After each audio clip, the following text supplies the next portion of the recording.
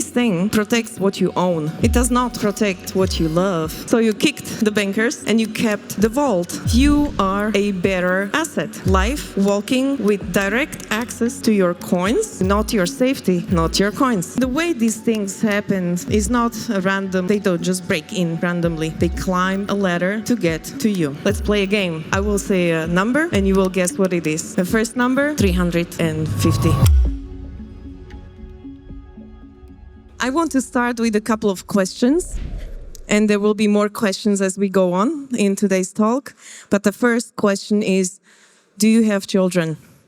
You don't need to say, think about it.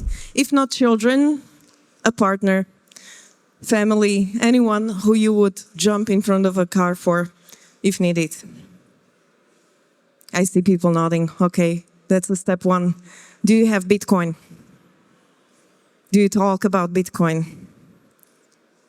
You probably have something like this or another wallet, okay? You started well by securing your coins, by owning a hardware wallet. Maybe some of you have multiple wallets, maybe a multi-sig setup, cool. But this thing protects what you own. It does not protect what you love. And I'm here to help you getting to that stage of security and personal safety where you think holistically. As I said, skipping from this to this. Now, you have done the right thing of taking your coins from exchange into self-custody. You basically, what you did there is you didn't eliminate the risk completely. You moved it. Okay, the bank that used to have a guarded vault, security, IT department, insurance policies, compliance, everything that makes sure that when they have a problem, it's their problem and not yours. And now you took self-custody, so you kicked the bankers. That's cool, that's good. And you kept the vault. You are a better asset. Life walking with direct access to your coins with no protection, with no guardians, with no entourage of bodyguards around you, not even with a better security posture that you should have. So we somehow went from protecting those coins to just there.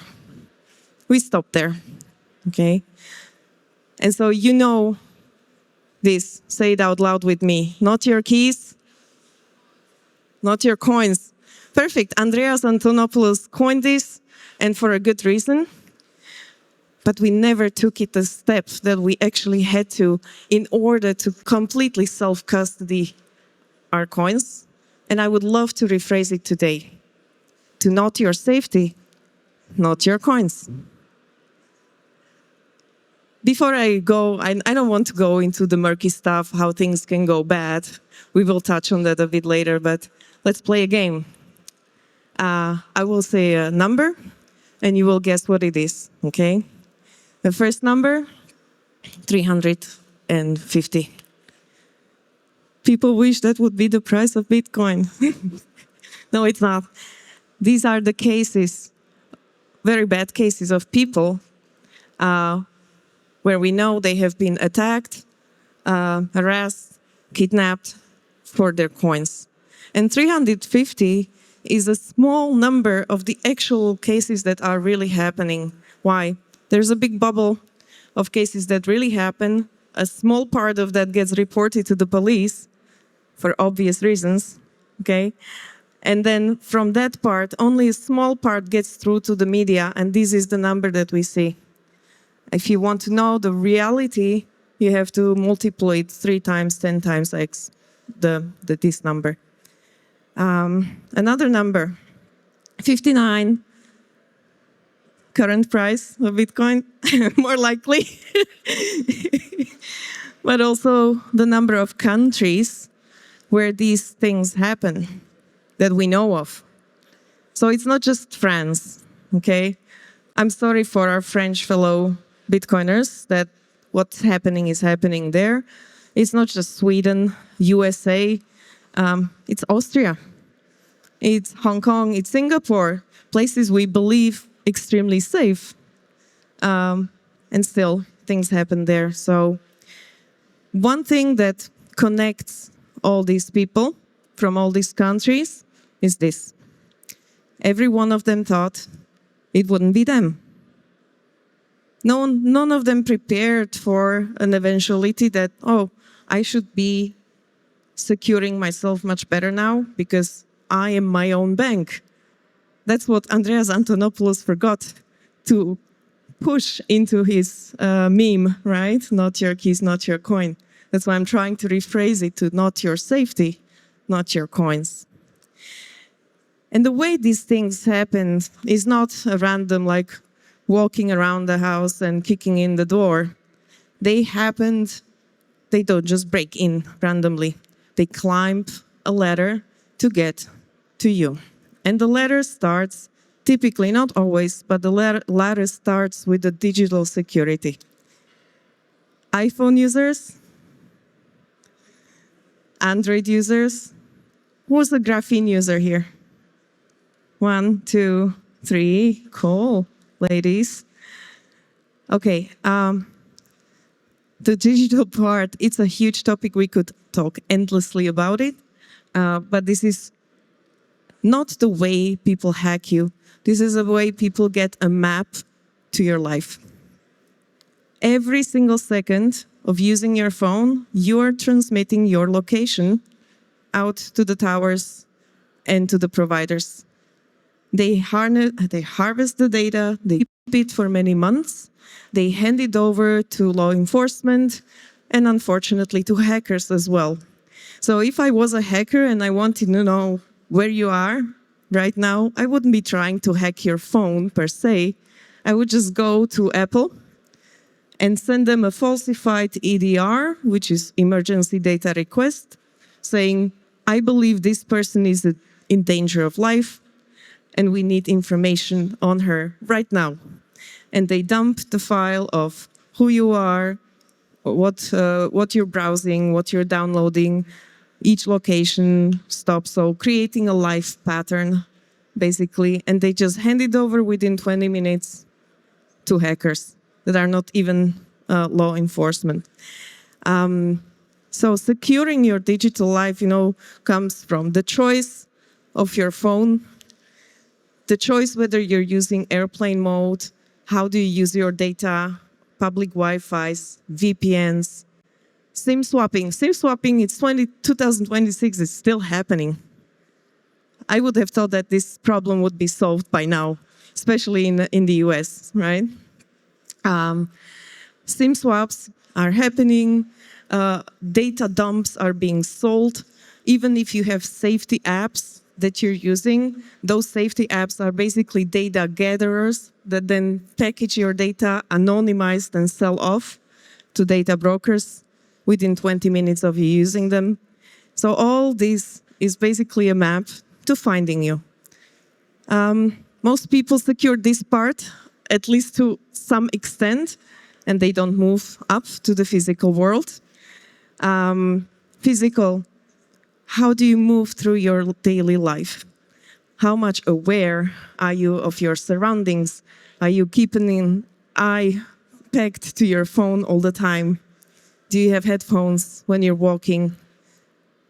Are you announcing where you're gonna be the day before you're actually there? So no sophisticated hacking or tailing needed, right, if you're doing this. And we're all culpable. I don't want to make you feel bad about these decisions because it's just normal. It's a normal behavior. We are all here today with 8,000 or 9,000 other Bitcoiners, right? Probably posting on X, "Ooh, I'm looking forward to the after party." So we just announced to the world and to our friends where we're gonna be, but there may be one person that we didn't want to announce it to. So it's the little things to consider how to time announcements of your whereabouts.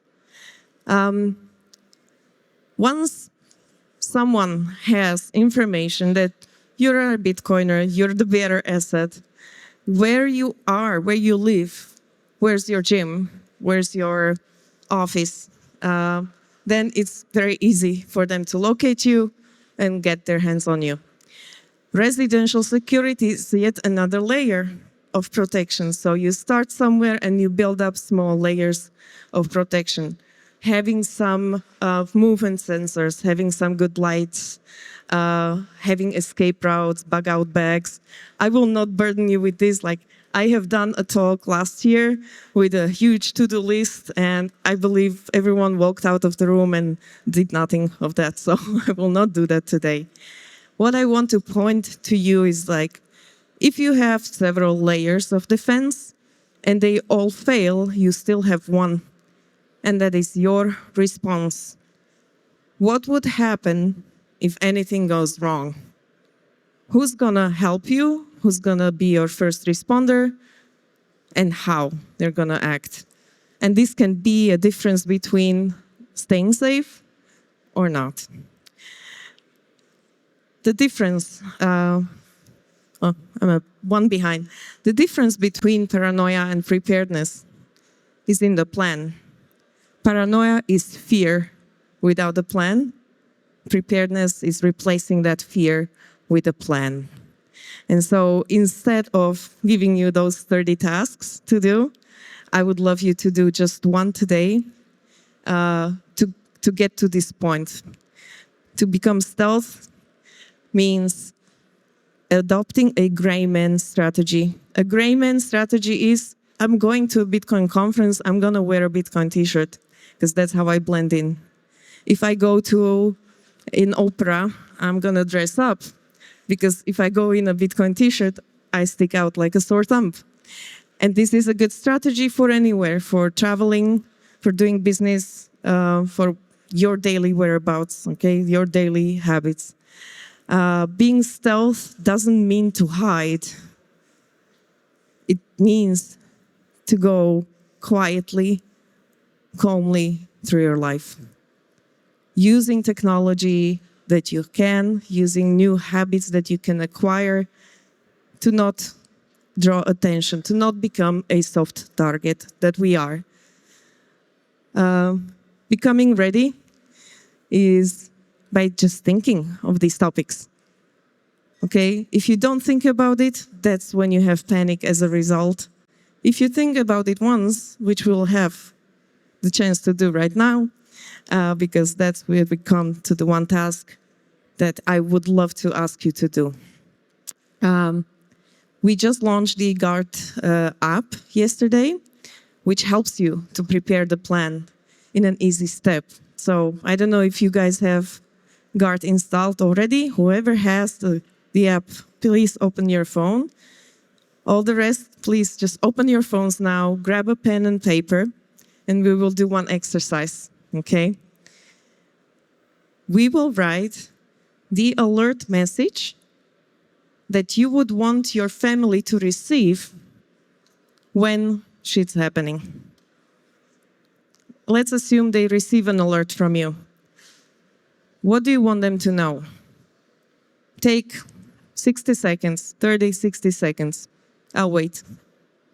Awkwardly.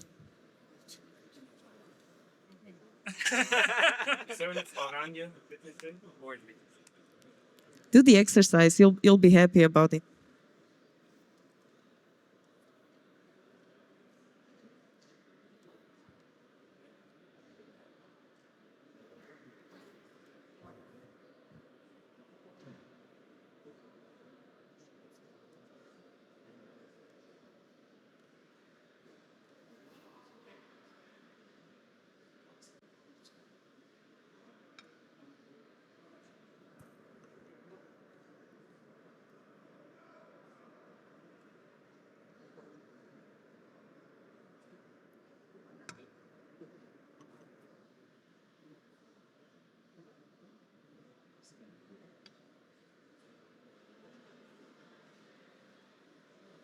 Done?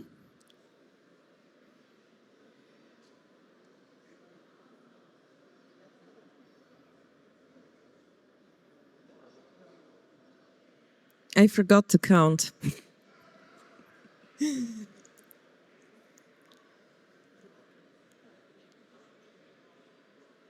Okay, so I'm still writing. Just look up when you're ready.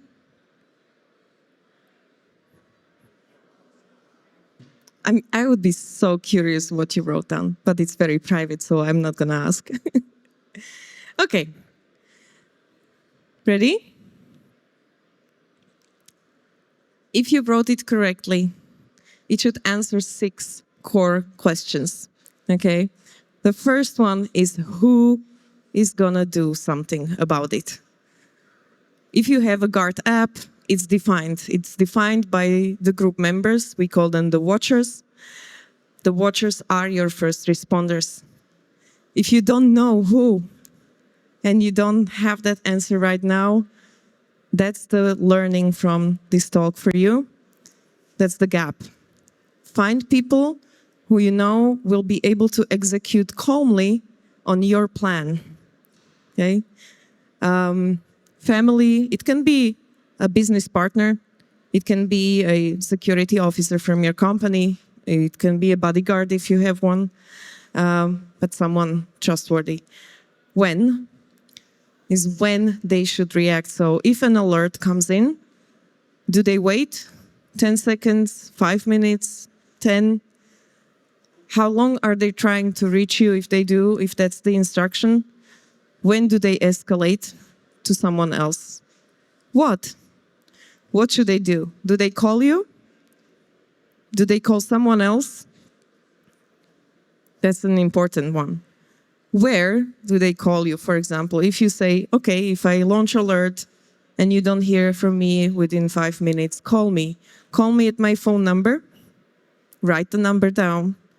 Call me on my Signal if you have this channel established, or if you use WhatsApp, I don't care, something where they can reach you. Coming back to the who, it should be one person, not all of your watchers in the group. Why? Because you don't want to escalate the situation by having 5 people call you and verifying if you're under duress or not. Okay. Where is clear. Why? It can be obvious, like to save my life. Okay. But you can also let them know that, I rug pulled a lot of people in a scam, so maybe someone's after me. So that gives a good context of why people should be looking after. And the how to approach, how to help me. Call the police, for example. So if you find out that I'm under duress, how do you approach it? You call the police and you tell them something. And you tell them, for example, Alena is a person of higher risk, elevated risk, because of her involvement in this space. She has a response protocol in place that was triggered by an alert. These are her coordinates. This is her blood type. This is how she looks like. And I'm her first responder, responsible to elevate this to you, to your attention. I promise you, if you say this instead of, we are not sure what's happening with her, police will say, then call us in 24 hours. Maybe she's in a bar. But if you say, my husband is involved in high-risk environment, he has a protocol in place, I bet they will be right on the case trying to help. So congratulations, you have done the one important thing today. It doesn't have to be perfect, but it's a good start. It's a good opportunity to go home, talk to your family, and figure these things out. To replace paranoia, because we want to stay vocal, we want to promote Bitcoin, we want to be engaged in it, right? It's no place and no moment to give up on this. But we want to do it safe and together. And so if you're sitting at home with the family and do your response protocol, cool. If you need help, you can book a call, a private call with our security officer, Jeff. Or just download the app and fill it out there. It's right now out in beta for Android. Sorry, iPhone owners, you will come a little bit later. And if you want to help us fixing the bugs and proposing new features that you would like to see for your family there, enroll as beta testers, you can do it on our website. And thank you for your attention. I think I'm way over the time. Right. Thank you. Round of applause for Alena. Thank you so much.